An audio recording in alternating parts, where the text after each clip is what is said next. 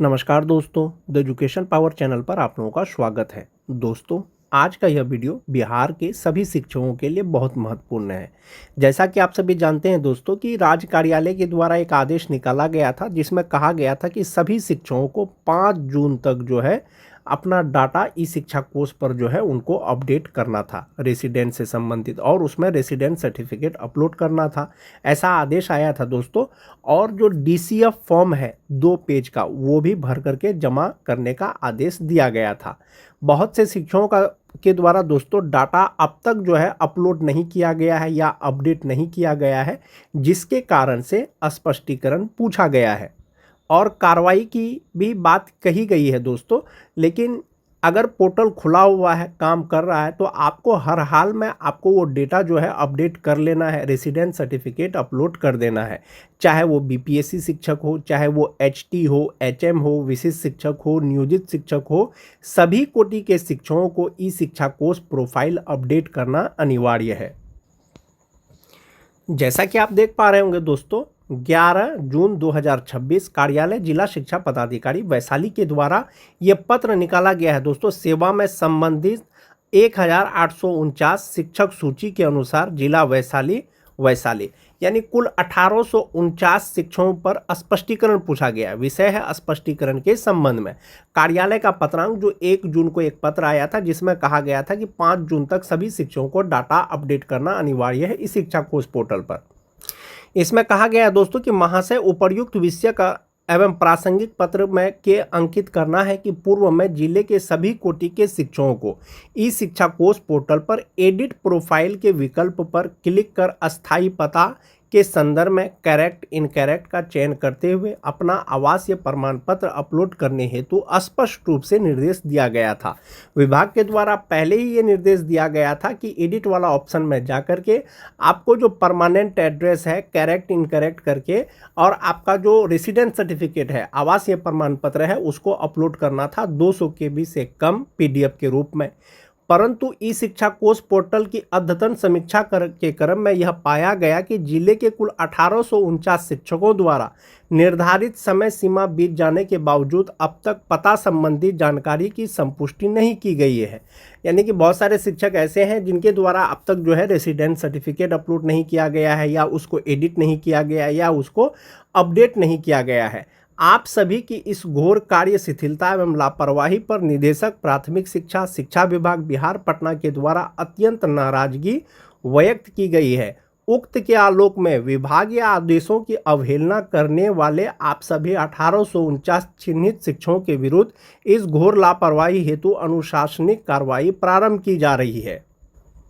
अतः एतद द्वारा आप सभी संबंधित 1849 शिक्षकों को निर्देश दिया जाता है कि 12 जून के संध्या 4 बजे तक ई शिक्षा कोष पोर्टल पर अस्थायी पता की संपुष्टि करते हुए स्पष्टीकरण अपने संबंधित प्रखंड शिक्षा पदाधिकारी के कार्यालय में जमा करना सुनिश्चित करें कि किस परिस्थिति में अब तक आपके द्वारा ई शिक्षा कोष पोर्टल पर अस्थायी पता की संपुष्टि नहीं किया गया है।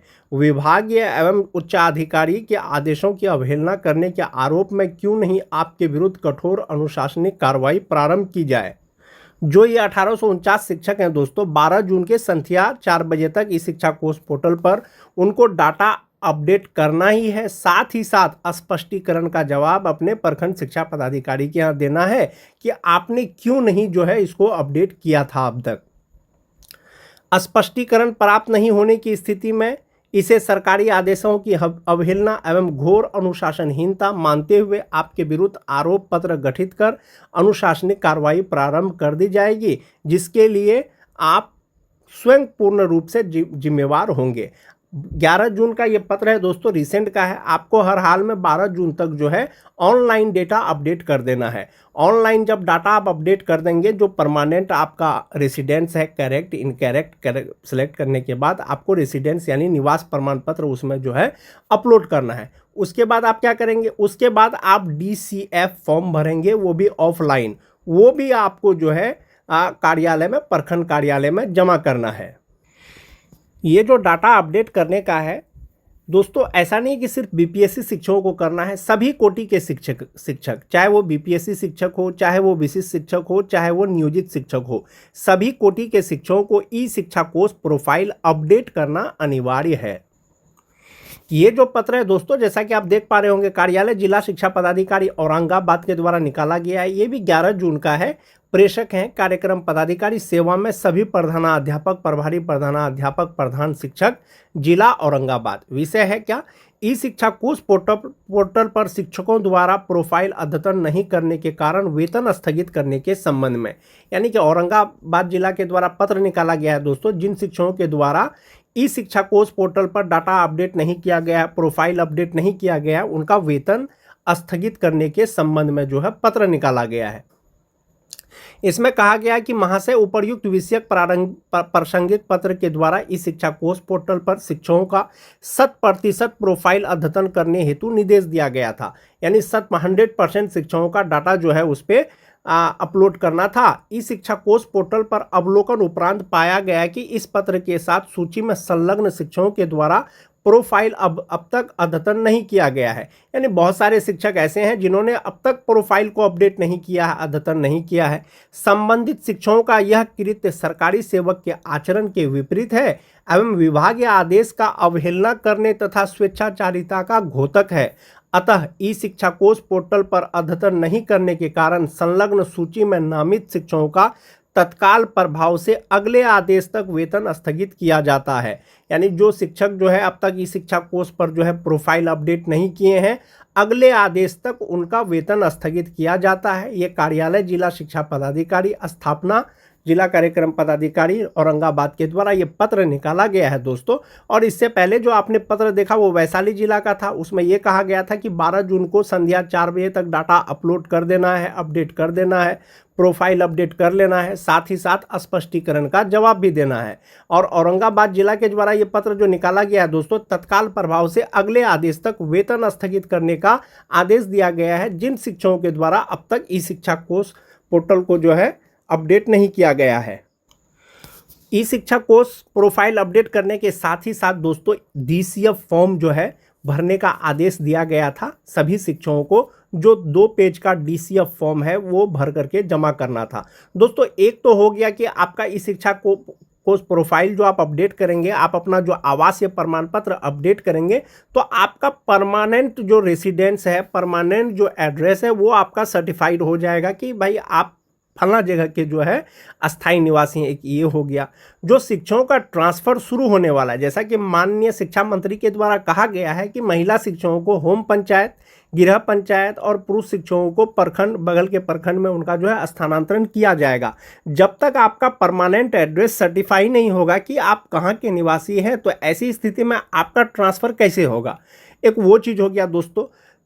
सभी कोटि के शिक्षकों को प्रोफाइल अपडेट करना अनिवार्य है इस शिक्षा कोष पोर्टल पर, और साथ ही साथ डीसीएफ फॉर्म भर के जमा करना है। डीसीएफ फॉर्म भरने का जो दिशा निर्देश दिया गया था दोस्तों कि जानकारी उसमें प्रविष्ट करना है।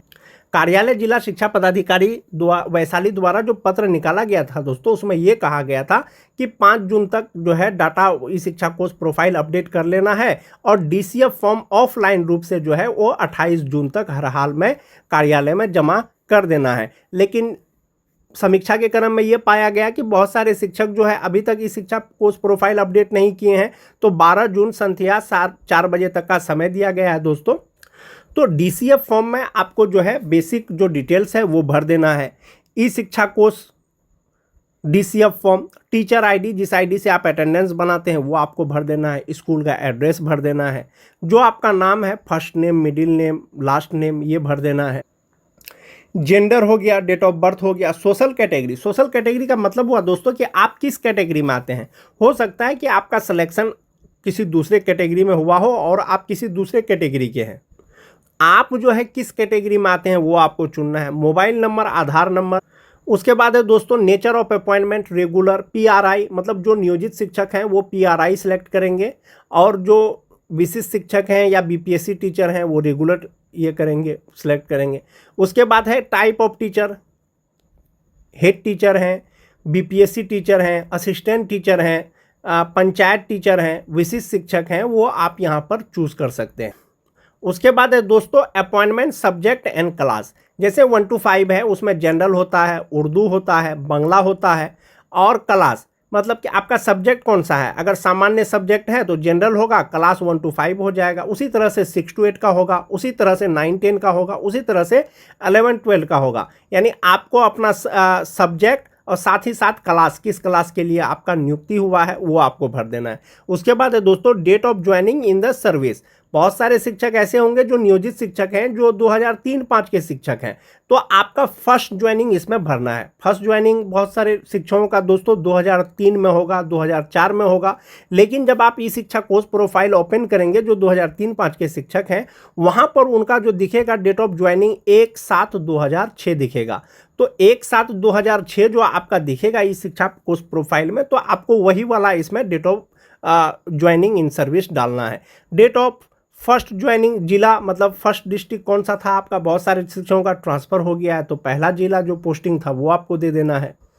प्रखंड का नाम CRC, स्कूल का नाम UDISE, appointment level 1 to 5, 6 to 8, 9 10 11 12 जो आपका लेवल है वो सिलेक्ट कर लीजिए। Appointing authority department of education, जो रेगुलर शिक्षक हैं वो डिपार्टमेंट ऑफ एजुकेशन होंगे। जो पंचायत शिक्षक हैं, नियोजित शिक्षक है तो पंचायत नियोजन, प्रखंड शिक्षक है तो प्रखंड नियोजन, इस तरह से होगा। उसके बाद अगर आप एक ही स्कूल में है तो दोनों जगह आपका डेट ऑफ ज्वाइनिंग सेम होगा। अगर ट्रांसफर होकर के कोई नए जगह में आए हैं तो यहाँ पर है date of joining in current school, वो आपको दे देना है। उसके बाद है दोस्तों personal details, PAN number, father's name, mother's name, marital status, अगर आप मैरिड हैं तो वहाँ पर सेलेक्ट करके उसके बाद जो है यहाँ पर आपका एक चीज़ आता है कि अपॉइंटमेंट कैटेगरी। आपकी अपॉइंटमेंट जो है, आपकी नियुक्ति किस कैटेगरी में हुआ है। जनरल में हुआ है, OBC में हुआ है, BC में हुआ है, EBC में हुआ है। आपका जो सिलेक्शन जो कैटेगरी में हुआ है वो आपको चूज़ कर लेना है। जो आपको प्रोफाइल अद्यतन करने का निर्देश दिया गया है दोस्तों, वो यही निर्देश दिया गया है कि address details, permanent address, current address. आपका जो परमानेंट एड्रेस है वो आप इस पर फिल कर दीजिए। यहाँ पर हाउस नंबर है, नेम है, या हाउस नंबर कुछ है तो दे दीजिए, अन्यथा वार्ड नंबर दे दीजिए। स्ट्रीट हो गया, विलेज हो गया, पंचायत पोस्ट ऑफिस हो गया। करेंट एड्रेस अगर आपका कोई दूसरा है तो वो भर दीजिए। उसके बाद है दोस्तों कि ब्लॉक हो गया, डिस्ट्रिक्ट हो गया, पिन नंबर हो गया। जो मोस्ट इंपॉर्टेंट चीज़ है दोस्तों ये वाला पार्ट में, वो ये है कि आवासीय प्रमाण पत्र विवरण, domicile certificate submitted at the type of appointment. जब आपकी नियुक्ति हुई थी, क्या उस समय आपने डोमिसाइल सर्टिफिकेट दिया था? यस, तो उसका नंबर लिखें। तो बहुत सारे शिक्षक ऐसे होंगे दोस्तों जिस समय उनका नियुक्ति हुआ था तो उस समय उन्होंने आवासीय प्रमाण पत्र नहीं दिया था, बहुत लोगों ने दिया भी था। तो बहुत सारे शिक्षक ऐसे हैं जो आवासीय प्रमाण पत्र उस समय दिए थे लेकिन अभी वो खोज रहे हैं तो उनको नहीं मिल रहा है। तो अब उनको समझ में नहीं आ रहा है कि इसमें यस चुने या नो चुने। दोस्तों जो डोमिसाइल सर्टिफिकेट अभी आप ई शिक्षा कोर्स प्रोफाइल में अपलोड कर रहे हैं, आप जो है DCF फॉर्म के साथ वही लगा करके दे दीजिए। क्योंकि आपके पास तो है नहीं तो आपको तो कुछ ना कुछ तो अपलोड करना ही है। तो जो आपके पास डाटा है वो आप फिलहाल दे दीजिए। अगर ऐसा कुछ होगा तो विभाग के द्वारा आपको बाद में दिशा निर्देश दिया जाएगा इसके रिगार्डिंग। उसके बाद जो है बेसिक ये डिटेल्स हो गया, सैलरी से संबंधित हो गया, ये सारा डाटा भर करके जो है आपको जमा करना है। उसके बाद है दोस्तों सर्विस डिस्ट्रैक्शन हिस्ट्री। ये आपका जो सेवा में स्थानांतरण या जितने स्कूल में अभी तक आपने कार्य किया है, ट्रांसफ़र होने से पहले, ट्रांसफ़र होने के बाद, वो डाटा इसमें भरना है। उसके बाद है दोस्तों एजुकेशनल क्वालिफिकेशन। तो ये टोटल डाटा सभी शिक्षकों को नहीं भरना है। जिनका प्रोफाइल अपडेट नहीं है इस शिक्षा कोर्स में टोटली, उनको जो है ये टोटल भरना है। अन्यथा DCF का जो 2 फॉर्म है वही 2 फॉर्म भर करके जमा करना है। Appointment based on the teacher eligibility test. क्या आपका जो अपॉइंटमेंट हुआ है वो TT बेस्ड हुआ है? यदि हाँ तो CTET, स्टेट टेट, उसका रोल नंबर, पासिंग ईयर हो गया। उसके बाद है कि बहुत सारे शिक्षक दोस्तों BRP रहे हैं, CRCC रहे हैं। अगर रहे हैं तो वर्क कर दीजिए, नहीं तो नहीं कर दीजिए। लैंग्वेज है दोस्तों, 3 लैंग्वेज का ऑप्शन है। आप अगर लैंग्वेज जानते हैं, उर्दू, बांग्ला, इंग्लिश जो भी जानते हैं, आप वो सारा लैंग्वेज यहाँ पर सेलेक्ट कर दीजिए, लैंग्वेज भर दीजिए। यहाँ पर एक फ़ोटो चिपका करके आपको साइन कर देना है। जो डीसीएफ फॉर्म है दोस्तों, इसमें मोस्ट इम्पोर्टेंट चीज़ यही है कि आपको सारा बेसिक डिटेल्स भर देना है।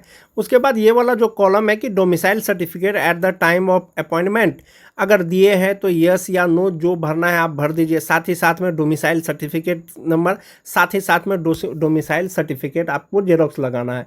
तो जैसा कि मैंने आपको पहले ही बताया कि बहुत सारे शिक्षक ऐसे होंगे जिनकी नियुक्ति बहुत पहले हुई है, उस समय जो आवासीय प्रमाण पत्र वो दिए थे अभी उनको अब नहीं मिल रहा है।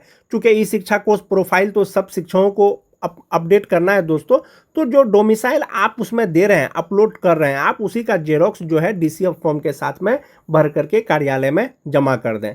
और इसके अतिरिक्त अगर आपका कोई बेसिक डिटेल्स गलत है, जैसे कि आपका पिता का नाम गलत होगा, आपके माता का नाम गलत होगा, आपका अपॉइंटमेंट कैटेगरी गलत होगा, अगर इस तरह का कुछ त्रुटि है तो इसके लिए आप जो है आवेदन, ये डीसीएफ फॉर्म के साथ में एक आवेदन लिख करके दे देंगे कि ये चीज़ मेरा अपडेट करना है, गलत है, वो आपका अपडेट हो जाएगा। लेकिन सबसे पहले आपको ई शिक्षा कोर्स प्रोफाइल अपडेट करना है, उसके बाद ये डीसीएफ फॉर्म जो है भर करके आवासीय प्रमाण पत्र का साथ में जो है आपको कार्यालय में जमा करना है।